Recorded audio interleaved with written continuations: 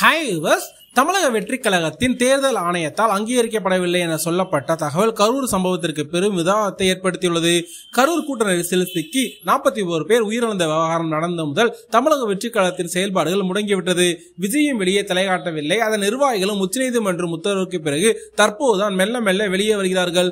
கரூர் மக்களை நேரில் சந்தித்து ஆறுதல் கூற விஜய் முயற்சி செய்து வருகிறார். இந்த சந்திப்புக்கு பிறகு விட்டுப்போன தேர்தல் பிரச்சாரத்தை மீண்டும் தொடங்க முயற்சித்து வருகிறார். தமிழக சட்டசபை தேர்தல் நெருங்கி வருவதால் புதிதாக களம் காணும் விஜய் தனது கட்சிக்கான சின்னத்தை தேர்வு செய்வதில் கவனம் செலுத்தி வருகிறார். நாடு முழுவதும் எந்தெந்த மாநிலங்களில் சட்டசபை பதவிக்காலம் முடிந்ததோ அங்கெல்லாம் தேர்தலை தேர்தல் ஆணையம் நடத்தி வருகிறது.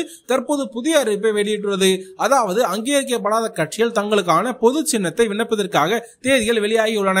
வாக்கு சதவீதம் சட்டசபை உறுப்பினர்களை கொண்டுள்ள கட்சியில் விதிமுறைகளுக்குட்பட்டு அப்படியே இருக்கும். தேர்தல் வெற்றி பெறக்கூடிய கட்சிகள் மட்டுமே தேர்தல் ஆணையத்தில் அங்கீகரிக்கப்பட்ட கட்சியாக மாறும். இப்படி அங்கீகரிக்கப்பட்ட கட்சிகளுக்கு அந்தந்த கட்சிகள் விரும்பும் சின்னமே நிரந்தரமாக வழங்கப்படும். அப்படித்தான் திமுகவுக்கு உதயசூரியனும், அதிமுகவுக்கு இரட்டை சின்னமும், தேமுதிகவுக்கு முரசு சின்னமும், பாமகவிற்கு மாம்பழ சின்னமும், பாஜகவிற்கு தாமரை சின்னமும், காங்கிரசிற்கு கை சின்னமும் உள்ளது.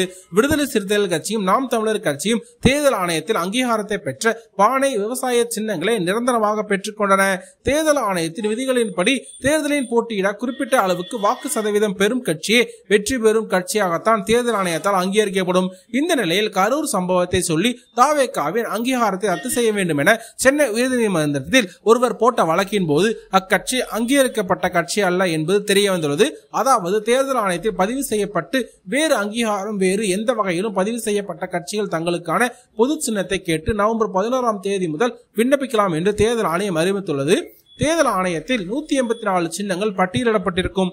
தங்களுக்கு தேவையான சின்னங்களை தேர்வு செய்து விண்ணப்பிக்க வேண்டும். ஒரு கட்சி குறைந்தபட்சம் 5 முதல் 10 சின்னங்கள் வரை விண்ணப்பிக்கலாம். இதனால் விஜய் மக்கள் மனதில் எளிதில் பதியும் சின்னங்களை தேர்வு செய்ய முடிவு செய்துள்ளாராம். அதன்படி கப்பல், விசில், ஆட்டோ உள்ளிட்ட சின்னங்களை கேட்டு விண்ணப்பித்துள்ளார்களாம். இதையே நவம்பர் 12ஆம் தேதி தேர்தல் ஆணையத்தில் விண்ணப்பிக்க உள்ளதாக தகவல்கள் வெளியாகியுள்ளன.